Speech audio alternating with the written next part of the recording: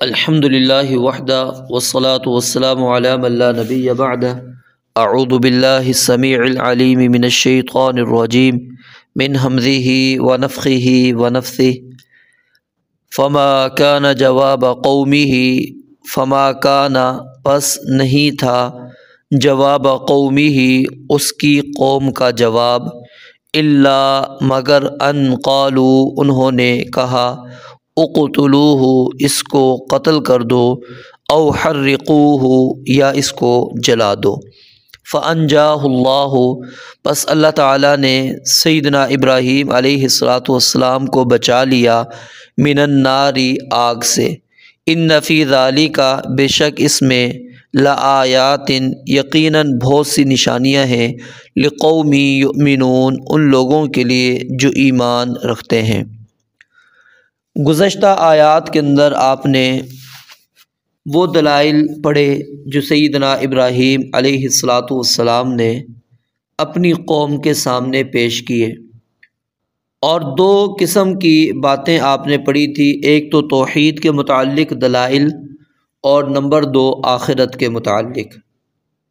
اب قوم کے پاس ابراہیم علیہ السلام کی ان دلائلوں کا کوئی جواب نہیں تھا کہ کوئی جواب دے پاتے کہ ہاں اللہ ہی اکیلا الہ نہیں ہے، اللہ ہی اکیلا معبود نہیں ہے، یہ بھی معبود ہیں، دلیل یہ ہے۔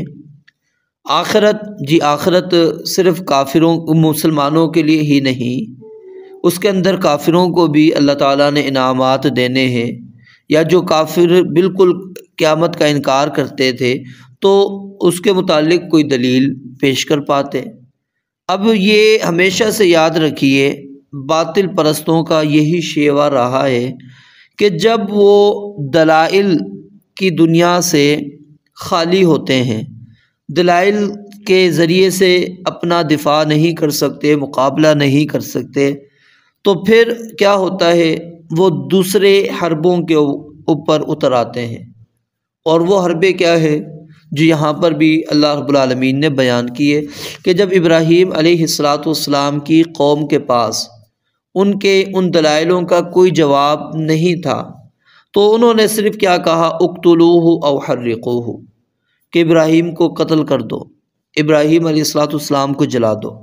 تو آج بھی اگر ہم دیکھیں، جو دلائل سے خالی ہوتا ہے، جب دیکھتا ہے بندہ جی میرے پاس اب کوئی دلیل نہیں، وہ کیا ہے، گالیوں پر اتر آتا ہے، وہ چیخ کر اونچی آوازوں سے باتیں کرنا شروع کر دیتا ہے۔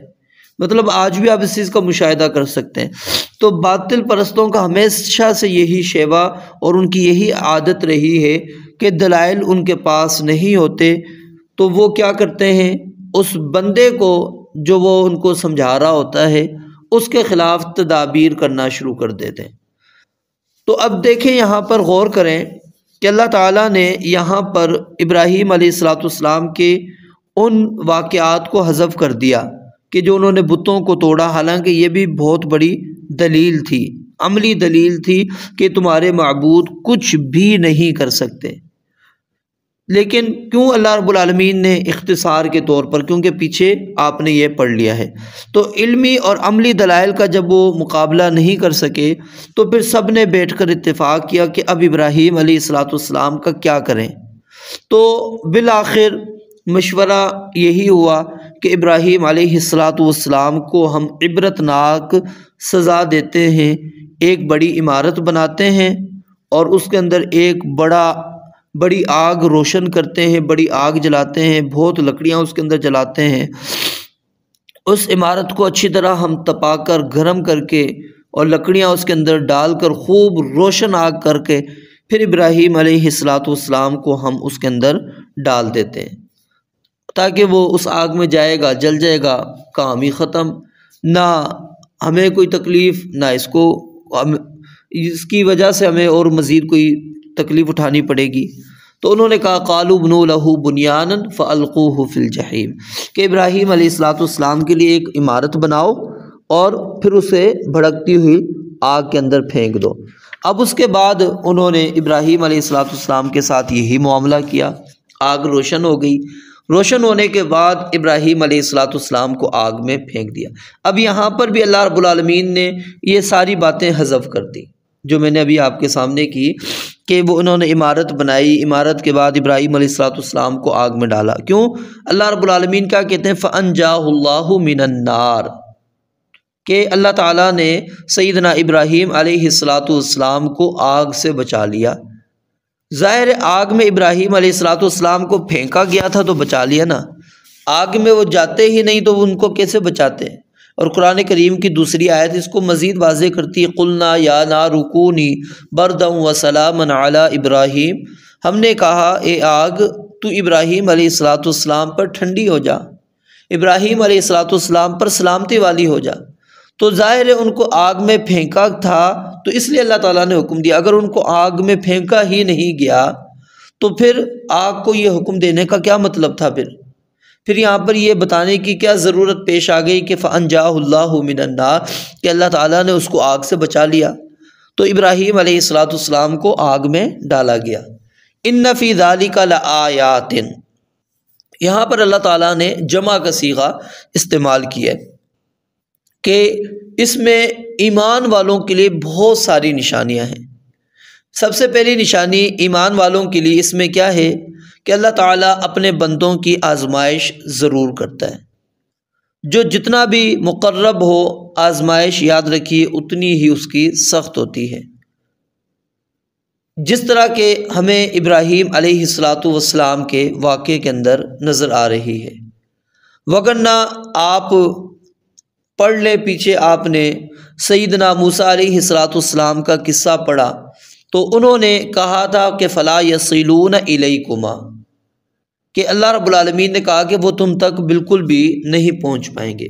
اس طرح کہ اللہ رب العالمین ابراہیم علیہ السلام کے ساتھ بھی معاملہ کر سکتے تھے کہ وہ ابراہیم علیہ السلام کی قوم ان پر ہاتھ ہی نہیں ڈال سکتی، یا پھر جیسے کہ رسول اللہ صلی اللہ علیہ وآلہ وسلم کے لیے اللہ رب العالمین نے ان کی قوم میں سے ہی ان کا ہمدرد کھڑا کر دیا تھا ابو طالب کی صورت کے اندر، اور اس نے کہا تھا واللہ لن یصلوا الیک بجمعہم حتی اوسد فی التراب دفینا، کہ اللہ کی قسم یہ لوگ اپنی جماعت کے ساتھ بھی تم تک نہیں پہنچ سکتے، ہاں یہاں تک کہ مجھے مٹی میں دفن کر دیا جائے پھر وہ آپ کو اذیت دے دیں، جب تک میں ہوں آپ کو یہ کچھ بھی نہیں بگاڑ سکتے، آپ کو کچھ بھی نقصان نہیں پہنچا سکتے، سارے جمع ہو جائیں آپ کو یہ نبی علیہ السلام کچھ نہیں کر سکتے۔ یعنی اللہ تعالیٰ نے خود موسیٰ علیہ السلام اور ہارون علیہ السلام کا دفاع کیا، ان کو بچایا، یا پھر اللہ تعالیٰ نے قوم میں سے ہمدرد نبی کا کھڑا کر دیا، جیسے رسول اللہ صلی اللہ علیہ وسلم کا ہمدرد اللہ رب العالمین نے کھڑا کر دیا۔ تو اسی طرح ابراہیم علیہ السلام کے لیے بھی اللہ تعالیٰ اس قوم میں سے کوئی ہمدرد کھڑا کر دیتے، اللہ رب العالمین ابراہیم علیہ السلام تک ان کو پہنچنے ہی نہ دیتے، وہ آگ میں ان کو ڈال ہی نہ سکتے۔ لیکن یاد رکھیے اللہ رب العالمین نے ابراہیم علیہ السلام کے لیے دنیا کا کوئی سبب یا ذریعہ رہنے ہی نہیں دیا، ٹھیک ہے؟ تو یہ امتحان، یہ آزمائش ابراہیم علیہ السلام کی بہت بڑی آزمائش تھی، کیونکہ کوئی ان کے پاس سہارا نہیں، دنیا کے سارے سہارے ختم ہیں، سامنے شعلہ مارتی ہوئی آگ ان کے سامنے موجود ہے، لیکن اس کے باوجود دیکھیے کوئی سہارا نہیں ہے ابراہیم علیہ السلام کا، کوئی دفاع کرنے والا نہیں۔ ابراہیم علیہ السلام نے توحید کے دامن کو نہیں چھوڑا، قوم کے سامنے نہیں جھکے، کسی غیر اللہ کو نہیں پکارا، زبان سے صرف کیا نکالا؟ حسبی اللہ ونعم الوکیل، کہ مجھے اللہ رب العالمین ہی کافی ہے، اللہ کے علاوہ مجھے کسی کی ضرورت نہیں، کسی چیز کی ضرورت نہیں ہے۔ یہ ابراہیم علیہ السلام کی بہت بڑی آزمائش اور ان کی کامیابی اللہ رب العالمین نے یہاں پر بیان فرمائی۔ ایک تو اس لحاظ سے ایمان والوں کے لیے نشانی ہے کہ اللہ تعالیٰ اپنے بندوں کی آزمائش ضرور کرتا ہے، اور جتنا اللہ کے قریب ہوگا بندہ اتنی آزمائش سخت ہوگی۔ اور دوسری نشانی یہ ہے کہ جب اللہ رب العالمین نے ابراہیم علیہ السلام کا صدق آزما لیا، ان کی سچائی آزما لی، تو آگ کو ان کے لیے برد اور سلام بنا لیا، ٹھنڈک بنا دی، سلامتی والی بنا دی آگ، کیونکہ آگ کا کام کیا ہے؟ جلانا ہے۔ لیکن یاد رکھیے تمام وہ ظاہری اسباب ختم ہونے کے باوجود اللہ رب العالمین نے آگ کو کہا یا نار کونی بردن و سلاما علی ابراہیم، اس ذریعے سے ابراہیم علیہ السلام کو بچا لیا۔ اور تیسری نشانی کیا ہے؟ یاد رکھیے اللہ رب العالمین اپنے خاص بندوں کے لیے جو اللہ رب العالمین نے چیزوں کے اندر خاصیت رکھی ہے، ان خاصیتوں کو اللہ تعالیٰ الٹ بھی کر دیتا ہے۔ جیسا کہ موسیٰ علیہ السلام کو اللہ تعالیٰ نے پانی سے بچایا۔ اب پانی کا کام کیا ہے؟ غرق کرنا، ڈبونا۔ اللہ رب العالمین نے اس کے اندر وہ خاصیت ہی الٹ دی۔ آگ کا کام جلانا ہے، اللہ رب العالمین نے اس کی وہ خاصیت ہی بدل دی۔ تو یہ اللہ رب العالمین کے حکم سے اللہ رب العالمین جب چاہتا ہے اپنے بندوں کے لیے ان خاصیتوں کو بدل دیتا ہے۔ اب مثال ہے، گولی کا کام کیا ہے؟ بندے کے اوپر وار کرنا، اس کو قتل کر دینا، تلوار ماریں گے جی بندہ مر جائے، لیکن اگر اللہ تعالیٰ چاہے اس کی خاصیت کو کیا ہے؟ بدل دے اور کچھ بھی نقصان نہ پہنچے۔ اور چوتھی نشانی اس آیت کے اندر ایمان والوں کے لیے کیا ہے کہ وہ مشرکین جنہوں نے ابراہیم علیہ السلام کو پکڑا، باندھا اور پھر آگ کے اندر پھینکا، آگ سے نکلنے کے بعد انہیں بالکل بھی نقصان نہیں پہنچا سکے۔ یعنی جب وہ دیکھا انہوں نے کہ ابراہیم علیہ السلام کو ہم نے آگ میں ڈالا، آگ نے تو اس کا کچھ نہیں بگاڑا، تو اب وہ ان کو پکڑ کے قتل کر دیتے، جیل میں ڈال دیتے، لیکن یہ کیوں نہیں کر سکے؟ کیونکہ اللہ رب العالمین کی مدد، نصرت ابراہیم علیہ السلام کے ساتھ تھی، اس لیے وہ اس کے بعد ان کو کچھ بھی نہیں کر سکے۔ اور پانچویں نشانی اس لحاظ سے ہے کہ اتنا بڑا معجزہ دیکھنے کے باوجود ابراہیم علیہ السلام کی قوم اسی طرح کفر کے اوپر اڑی رہی، انہوں نے کفر کو نہیں چھوڑا۔ تو یہاں سے یہ بات بھی ثابت ہو گئی کہ جب اللہ تعالیٰ کسی قوم کو ہدایت نہیں دینا چاہتے، نفع نہیں پہنچانا چاہتے، وہ جتنا بڑا معجزہ دیکھ لے اس کو کوئی فائدہ نہیں ہوتا۔ ان الذین کفروا سواء علیہم اانذرتہم ام لم تنذرہم لا یؤمنون، کہ آپ ان کو ڈرائیں یا نہ ڈرائیں یہ ایمان نہیں لائیں گے، یعنی دونوں کیفیات ان کی کیا ہو گئی ہیں؟ برابر۔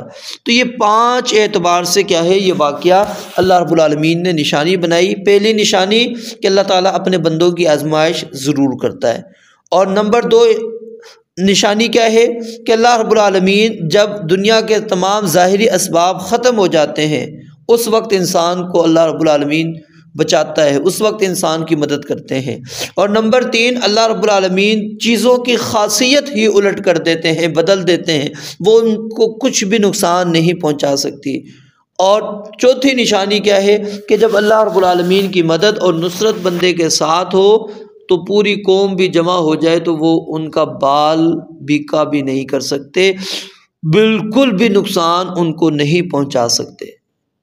اور پانچویں نشانی کیا ہے کہ اللہ رب العالمین ہی ہدایت دیتے ہیں، اللہ کے علاوہ کوئی اور ہدایت نہیں دیتا۔ انسان جتنے دلائل کو دیکھ لے، جتنی نشانیوں کو دیکھ لے، اس کے اوپر کچھ بھی اثر ہونے والا نہیں۔ تو اس لیے اللہ رب العالمین نے فرمایا ان فی ذالک لآیات لقوم یؤمنون، اس میں یقیناً نشانی ہے، بہت بڑی نشانیاں ہیں، کن کے لیے؟ ایمان والوں کے لیے۔ یعنی یہ لام انتفاع کا ہے کہ فائدہ اس سے صرف ایمان والے ہی اٹھاتے ہیں، جو ایمان سے محروم لوگ ہیں وہ ان سے کچھ بھی فائدہ نہیں اٹھاتے۔ رب العالمین سے دعا ہے اللہ تعالیٰ سمجھنے عمل کرنے کی توفیق عطا فرمائے۔ وآخر دعوانا ان الحمد للہ رب العالمین۔